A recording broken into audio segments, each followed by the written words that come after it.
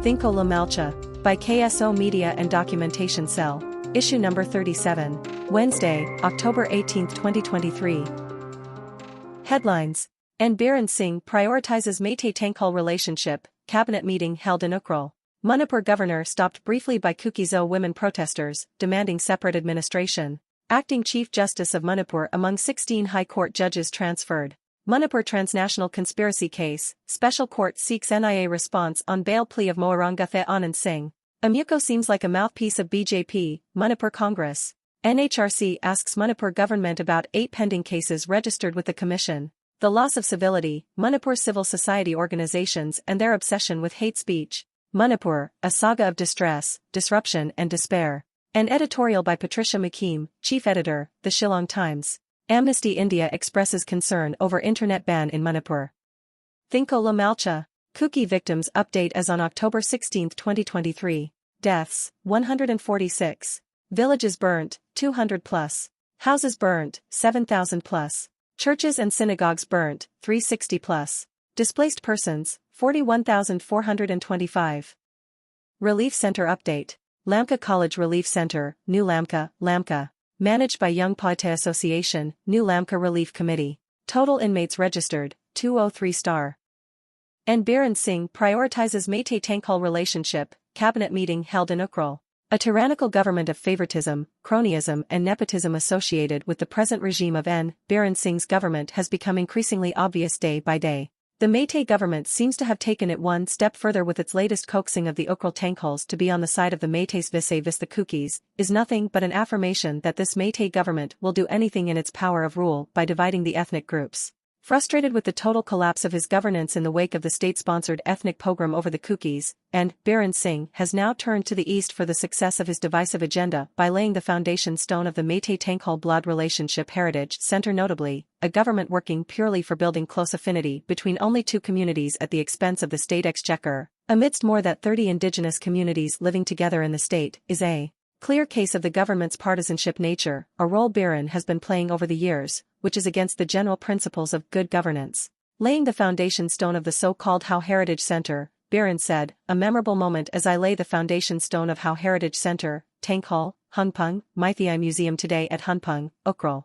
This center shall hold great significance as it affirms the close ties and familial relationship between the Meiteis and the Thingkho Nagas. It also symbolizes the age-old bond between the hills and valley of Manipur, and shall remain a source of communal harmony and peaceful existence in the state." N. Biren Singh and his cabinet ministers on Wednesday held a meeting at Ukhrul district headquarters and laid foundation stones for development projects. He also inaugurated various projects in the district and handed over projects worth 64.38 rupees crores to the public of Ukhrul and Kamjong districts. The chief minister declared before the gathering that the government would take development of Ukhrul into a summer city as a priority. He also spoke on the relation between the Thingkhols and the Meiteis and said they were divided politically for some time, but today, with the blessings of God, they are moving along the path of brotherhood. He declared that 6 rupees crore has been sanctioned for augmentation of water supply of Ukhrul town as immediate relief, assuring construction of a dam at Shirway at the cost of Rs. 180 to 200 crore to pump water for entire Ukhrul to be taken up as the first priority. He sought the support of all including CSOs and MLAs to settle any disputes so that the construction of the dam can be completed without any problems. On the opening of mobile internet, Honorable CM urged the people, especially the students and youth, to be patient and wait for at least some more days. The cabinet meeting was held without the presence of 2 cabinet members from the Kuki community. Manipur governor stopped briefly by Kuki women protesters, demanding separate administration. The governor of Manipur Anusiya Yuki was briefly stopped by the Kuki women on Wednesday near the site of the Wall of Remembrance, Tabong, Lamka, at around 10:30 a.m., demanding separate administration for the Kuki people. The governor was on her way to visit 2 relief camps at M. Songjel ECA Church and Tabong ECA Church in the district where hundreds of displaced Kukis have been taking shelters since the ethnic strife broke out in the state on May 3, 2023. Seeing the women protesters, Yuki got down from her vehicle and told them that she had come to oversee the condition of the people staying in the relief camps and wanted to find out if there were enough medical supplies for the people living in the relief camps for the past 4 months. Before she was allowed to proceed, the governor told the protesting women that she had raised the issue of the Kuki people at various platforms, to the Ministry of Home Affairs, Government of India, and the Prime Minister's Office, PMO. During her interaction with the internally displaced persons, IDPs, at the 2 relief camps, Anusia Yuki said that she felt the sentiments of the IDPs and she was very much aware of their wishes and aspirations to be back home and lead normal life. She conveyed that the governments at the center and state are fully committed to bringing back normalcy. She also acknowledged the cooperation of the public which facilitated the minimization of violent incidents in recent times, thus paving a conducive atmosphere for peace to return. Governor Yuki also planted saplings at the Mtsongjel ECA Church campus. Yuki, in collaboration with the Indian Red Cross Society, Manipur unit, distributed relief items to the inmates of both camps including blankets, pillows, mattresses, hygiene kits, kitchen utensils, and mosquito nets. She also gave monetary assistance to pregnant women, lactating mothers and patients with serious ailments. A total of 755 inmates from 167 families were benefited with the relief items distributed today, official sources said. Darun Kumar, DC, Churachandpur, Emmanuel Infamet, ADDLSP, SDOs, other DLOs and officials accompanied the governor during the visit. Acting Chief Justice of Manipur among 16 High Court judges transferred. 16 High Court judges, including the Acting Chief Justice of Manipur, were transferred on Wednesday. The transfer of Justice M.V. Muralidharan, the Acting Chief Justice of the Manipur High Court, came 2 days after Delhi HC Judge Siddharth Mridul was appointed as the Chief Justice of the High Court of the Northeastern State. Recently, the Supreme Court Collegium had recommended the transfer of Justice Muralidharan of the Manipur HC to the Calcutta HC for better administration of justice. Justice Muralidharan's order in March to consider including the Meitei community in the Scheduled Tribes (ST) list triggered unrest in Manipur. Justice Muralidharan, by a communication dated October 10, had requested the Collegium to transfer him to his parent High Court of Madras and if that was not feasible, to permit him to continue to function in the Manipur HC, instead of transferring him to the Calcutta HC. The Collegium does not find merit in the requests made by him. The Collegium, therefore, resolves to reiterate its recommendation dated October 9, 2023 to transfer Mr. Justice M.V. Muralidharan to the High Court at Calcutta, an October 11 resolution read. Manipur transnational conspiracy case, Special Court seeks NIA response on bail plea of Moarangathe Anand Singh. A special court on Tuesday sought a response from the National Investigation Agency, NIA, on a bail plea moved by Moarangathe Anand Singh, arrested in relation to the Manipur transnational conspiracy case. The NIA Court of Delhi on Tuesday issued notice to the investigation agency and put up the matter for October 27, 2023. The accused was brought to New Delhi after his arrest and produced before the Delhi court on September 23, 2023. After the custodial remand to NIA, the court sent him into judicial custody. Advocates Ashish Kashyap, Rahul Kumar and David Ahansangam appeared for Moarangathe Anand Singh. According to the NIA, it was revealed during a field investigation that 5 accused persons having links with terror outfits operating in Manipur have been arrested by the Manipur State Police and the accused Moarangathe Anand Singh was arrested by NIA on September 22, 2023 from Imphal West Police Station. Earlier, the NIA submitted in court that the revelations made by the accused be further corroborated through detailed investigation including identification and examination of potential leads and individuals related to the matter, that the accused is a trained cadre of proscribed organizations and was in communication with several of his associates during this period of ethnic unrest in the state of Manipur. According to NIA, the case is related to a transnational conspiracy allegedly by Myanmar-based leadership of terror outfits to wage a war against the government of India by exploiting the current ethnic unrest in the state of Manipur. NIA registered a suo motu case on July 19, 2023, in New Delhi under various sections of the Indian Penal Code and UAPA. The investigation revealed that in furtherance of the conspiracy hatched by the leadership based in Myanmar of insurgent groups/proscribed terrorist organizations are recruiting overground workers, OGWs, cadres and sympathizers to augment the strength to carry out attacks on security forces and opposing ethnic groups by exploiting current unrest in the state of Manipur. For this purpose, the aforementioned leadership are collecting arms, ammunition and explosives by unlawful means, including plunder and pillage of government facilities and resources, the NIA said. Ani. Amuko seems like a mouthpiece of BJP, Manipur Congress. The Manipur Pradesh Congress Committee has clarified that the statement made by Rahul Gandhi in Mizoram, which was published in the media, has been quoted out of context by the All Manipur United Club organization, Amuko. In response to the Amuko's demand for clarification from MPCC and AICC over the statement of Rahul Gandhi in Asval, the president of Manipur Pradesh Congress Committee, K. Megachandra, said that Rahul Gandhi's speech on the idea of Manipur is oneness among different communities of Manipur which he said is being destroyed by the BJP's misgovernance. Addressing a press conference in the Congress Bhavan, Imphal, the Manipur Congress president said that as per the contents of Rahul's speech, which is available even in Congress website, Rahul had said that the politics of hatred has created division which needs to be repaired.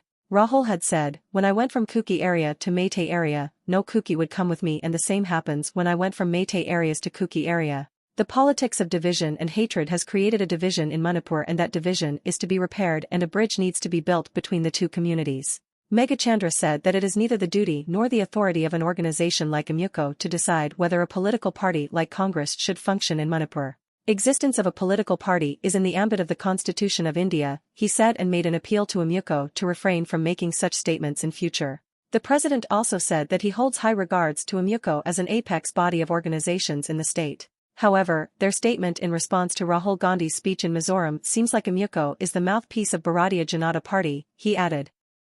NHRC asks Manipur government about 8 pending cases registered with the Commission. The National Human Rights Commission, NHRC, has asked Manipur government on the status of reports that it had sought from the concerned authority earlier in August and September. NHRC said that it has got the responses in all except in 8 cases. The reminder notices have also been issued for reports in the remaining cases. The Commission had registered 18 cases in connection with the incidents of violence in Manipur related to human rights violations during the last few months. After issuing initial notices calling for reports in all these matters, the Commission on further consideration held that since the nature of the matters was identical, therefore, a common questionnaire was prepared on which the reports were sought. It further stated that reports were also sought on measures for relief, rehabilitation, food, schooling and education, health and mental health care services for the violence-affected people. The National Human Rights Commission, NHRC, India, has received action taken reports, ATRs, from the government of Manipur in response to its notices in various cases relating to incidents of violence. It has stated that many steps have been taken relating to the incidents of violence in the state, including reinforcements in law and order machinery and security, setting up of relief camps and a peace committee, relaxing curfew, reinstating internet and banking services in a measured manner, announcing ex gratia for the families of the dead, compensation packages for the injured, rebuilding of damaged houses. It has also been informed that the center has constituted a commission of inquiry to arrive at the causes of the conflict, and that 6 FIRs have been transferred to the CBI for investigation independently. It has also been noted that a large number of relief camps are operational in the affected areas. Considering various aspects, the Commission has issued notices to the Secretary, Union Ministry of Home Affairs, MHA, Chief Secretary and Director General of Police, Government of Manipur, calling for ATRs on the following directions within 4 weeks, it said in a statement. Considering the various aspects and the large number of relief camps in operation, the state government is directed to see that there is proper facility for sanitation and waste disposal, proper water for drinking, cooking and washing is provided. 2. Adequate food having proper nutritional values be provided as prescribed by the National Disaster Management Authority. 3. Health and mental health services be properly maintained. Primary health care be provided in the camps by arranging visits by health workers, and it should be ensured that there is no shortage of medicines. 4. The state government should make adequate arrangements for schooling and educational services in the affected areas for the benefit of the children in the camps. Employment may be provided for the livelihood of the inmates/incumbents living in the camps. 6. Helping hands be provided as early as possible for rebuilding the houses which have been damaged. 7. Peacebuilding measures for rival communities should be organized. 8. The state government may expeditiously furnish the following information. A. Details of the compensation provided in the case of death to the next of kin, NOK, of the victim as well as to the injured persons. B. Number of compassionate appointments provided. C. Steps taken for bringing the peace be clearly spelled out. The loss of civility, Manipur's civil society organizations and their obsession with hate speech. Manipur's largest community, the Meiteis, accounts for approximately 53% of the population, with various Naga ethnic groups following at 24% and diverse Kuki/So tribes at 16% according to the 2011 census. Within the 60-member assembly, the Meitei community holds 40 seats, exercising a dominant presence in the vital and agriculturally rich regions. They boast higher educational standards compared to other communities and enjoy greater economic prosperity, thereby wielding considerable influence over the political landscape. As the earliest settlers in Manipur with a history spanning over 1,000 years, the Meiteis possess a rich and distinct cultural heritage, including their own script and language, which has been rightfully included in the 8th schedule of the Constitution. Notably, Manipur's global identity predominantly revolves around the language, culture, script, traditions, and lifestyle of the Meitei community. However, a significant segment of this community has fallen prey to a misguided sense of cultural and ethnic superiority, while simultaneously propagating narratives of victimization, a perplexing paradox. This ideological divide has paved the way for extremist groups to seize the limelight, gradually suffocating the space for diversity, inclusivity, and rational discourse. Regrettably, this has fostered an environment conducive to the proliferation of animosity and the gradual erosion of the foundations of civil society. In the wake of the digital era, the emergence of social media platforms, encompassing their pages, groups, and communities, has inadvertently given rise to an unofficial civil society. Within this virtual realm, the initial glimpses of discord and animosity towards a particular community first became discernible. Despite the potential for intervention, the government, led by Chief Minister N. Biren Singh, missed the opportunity to curb this trend and to frame governance policies that would unify all segments of society. Regrettably, Chief Minister N. Biren Singh appeared complicit in fostering animosity against the Kuki community, evident through his disparaging Facebook posts and comments. His social media rhetoric, at times, openly targeted this community, a stark departure from the conduct expected from a state leader. By forsaking the fundamental principles of justice and impartiality, which form the bedrock of the Constitution, the government, in its pursuit of consolidating power by favoring the majority, contributed to a biased environment that sowed the seeds of division within society. The repercussions of this negligence have manifested in Manipur, painting a grim and complex picture for the future of Manipur. A vivid depiction of the disintegration of civil society in Manipur can be found in the recent actions of the Mira Paibis, a notable Meitei women's group. Historically, the Mira Paibis in Manipur had been lauded for their unwavering advocacy on critical issues such as territorial integrity, extrajudicial detentions, and military occupation. However, their recent reincarnation has witnessed a distressing decline, plunging to the depths of justifying sexual violence against Kuki women, turning women's bodies into arenas of brutality and vengeance. On May 4, a disturbing incident unfolded near Tubul, where 2 Kuki women were snatched from the custody of a police team from the Nongpak Sekmai police station, subsequently subjected to gang rape and paraded naked. On the same day, 2 Kuki women in their 20s were allegedly raped and murdered after being singled out from a group of employees at a car wash in Impal City. On June 4, a heart-wrenching event transpired in Impal, resulting in the brutal deaths of a 7-year-old boy, his mother, and a female neighbor. The incident occurred while the boy was being rushed to the hospital after sustaining a bullet splinter at an Assam Rifles camp. The boy's mother hails from the Meitei community, while his father is a Kuki. These tragic instances epitomize the pervasive and deep-seated animosity directed towards the Kuki population.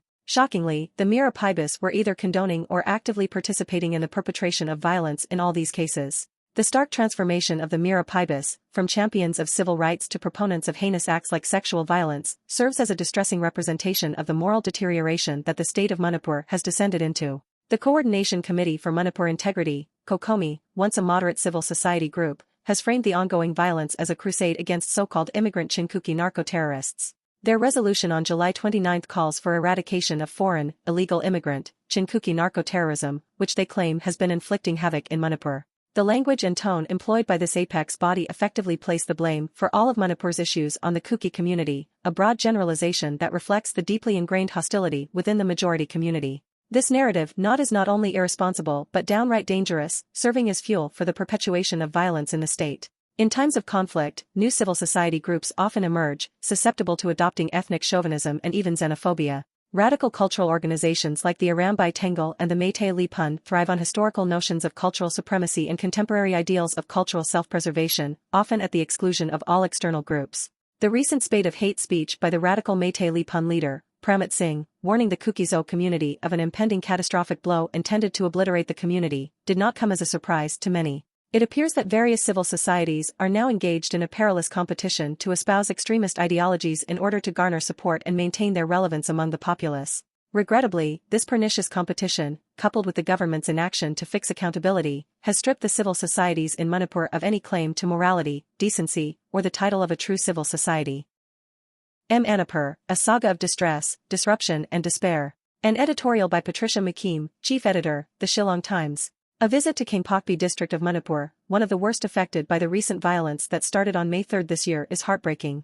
There are 57 relief camps across the district and distraught families whose homes have been burnt down have spent the last 6 months in these camps with the bare minimum needs met. The Shillong-based Martin Luther Christian University, which has a good number of Kuki students on its roll, has been extending relief assistance to meet the immediate needs of the inmates in relief camps. It was a rare blessing to be able to accompany the university chancellor, Dr. Glenn Karkonger, and Dr. Rennie Lakadong, Dean of Educational Outreach, on this visit to better understand the situation on the ground, much of which remains unreported. Once the violence abates, it is normal for the media to focus its eyeballs on another theater of action where the current Israel versus Palestine conflict is raging. Manipur is too distant to matter for those ruling this country. It is our own barefaced idealism that makes us turn to Delhi to resolve our problems big and small, as if we have lost the capacity to think for ourselves. Let's accept the fact that Delhi doesn't care if we disappear from the face of this earth. This region is just a hotbed of problems that takes up a lot of the Delhi Durbar's precious time when they have better things to attend to, such as the upcoming state elections. But let me not digress.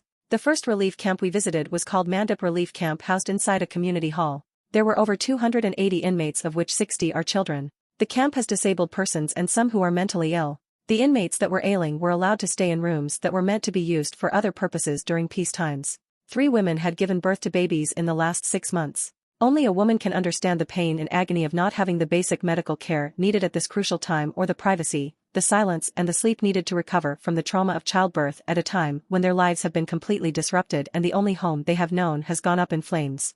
Over and above all the trauma that has visited them is the specter of uncertainty that haunts these families, because they have to start life afresh. And they don't know when and how. The very thought makes one's heart bleed. We will never really fathom the depths of despair, the wretchedness and sense of utter helplessness of people whose lives are wrecked forever. The mobile phone, which otherwise is an instrument of distraction, has unwittingly become a blessing in disguise, as little children spend their time playing video games and perhaps some children's films. Without that temporary distraction, it would have been difficult for parents to keep their sanity in these crowded, enclosed spaces where families spread their bedding on the floor of the large hall in the evening and fold up these makeshift beddings in the daytime. Now that winter is approaching, families are already worried about how to keep themselves warm. After COVID struck in 2020 and there were 2 solid years of loss of normal schooling for kids, no one thought that a similar yet more cruel disruption would upend lives like this. Rev K. Sithlu, the spokesperson, Committee on Tribal Unity, COTU, an organization formed after the conflict broke out on May 3, last narrated the tales of woe faced by the Kuki community in accessing basic necessities. The government of Manipur seems to have abandoned the people in the hills. The chief minister has not visited a single relief camp, even as a gesture of humanity.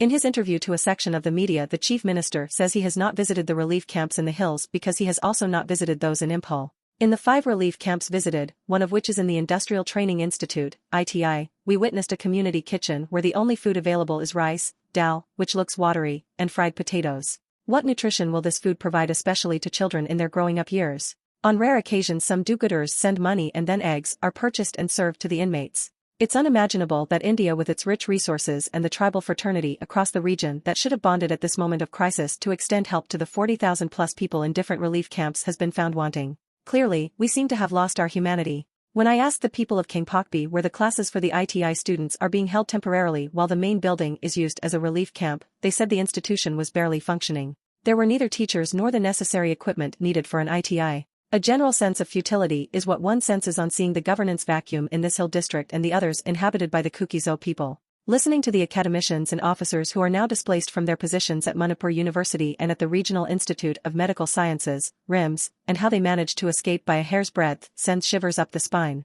They were hunted down and got away through sheer luck, by hiding in drains and the thick bushes around the university campus, and thankfully under cover of darkness. They left behind all their belongings and just ran for their lives. That's how the targeted attacks on the Kuki people in Imphal happened. Even in a war there is enough warning given to civilians by security forces to flee to safety, but in this case no such warning was sounded. The Kuki people were caught unawares. On our visit to what is called the front line, which is the area demarcating the boundary between Kangpokpi and Imphal, a huge contingent of CRPF personnel were guarding a place called Gamjafai in what looked like a border between 2 countries, with bunkers all around as a self-defense mechanism. Further away in the forest around the Nepali village and Liangmei Naga villages were young Kuki volunteers dressed in battle fatigues and carrying guns. These young men, nay boys who should be attending schools and colleges but are now duty-bound to stand guard round the clock lest there are attacks or attempts to set houses on fire by miscreants coming from beyond the well-set boundaries.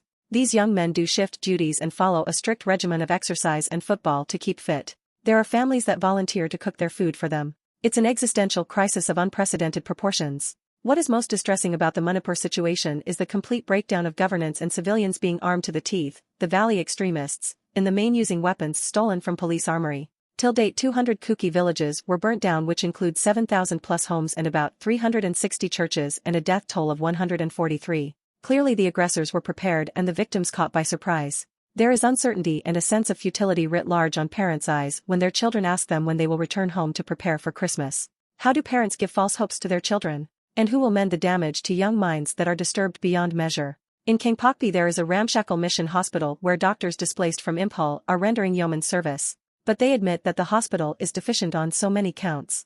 We speak of the need to nurture hope just to survive the daily ordeal. Right now that hope is like a candle in the wind, flickering to remain alive. Amnesty India expresses concern over internet ban in Manipur. Amnesty India, an international human rights organization operating in India, has expressed its concerns over the continuing ban on internet services in Manipur, which was again extended till October 21, 2023 recently by the government of Manipur. Taking to X, formerly Twitter, on Wednesday, the Amnesty India said that such internet shutdowns would bring huge impacts on economic, social and cultural rights of the people, including access to essential services, medical care, financial transactions and the ability to conduct economic activities, while also highlighting the problems posed to journalists, international and local organizations by preventing them from documenting human rights violations. The ability of people to access communication technologies in a secure and private manner is an essential tool for effective human rights work, writes Amnesty India on X. It called upon the Indian authorities for immediate restoration of internet access in Manipur and also for a meaningful cooperation with civil societies and community members of all ethnic groups to ensure peace and security within the state in a human rights compliant manner.